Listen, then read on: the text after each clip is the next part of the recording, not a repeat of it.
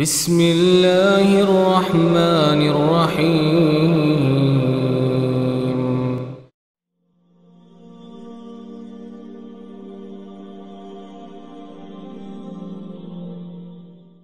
یہاں تو کہتے ہیں بس بیعت کر لو تو پھر بے فکر ہو، تسی سال بعد تسی کچھ پہنچا دیتا کرو تو تسی بے فکر ہو، اسی جانیے تے رب جانے،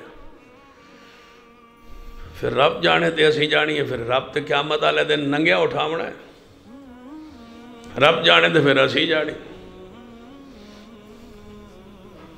وہ ہمارے ایک بزرگ ہے، وہ بڑی پیاری بات کرتا ہے، بیٹھے نا تو دوستوں کی مجلس میں تو کہنے لگا جی وہ بزرگاں دا کرم ہے، قیامت والے دن بزرگاں دا لڑ پھڑ لانگے تھے انشاءاللہ جنت ہی پہنچ جا۔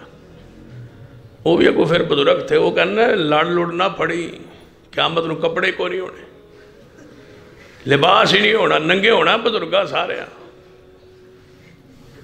کس کو کون سا دامن پکڑو کہ بدبخت ہو، کپڑے تو ہونے نہیں،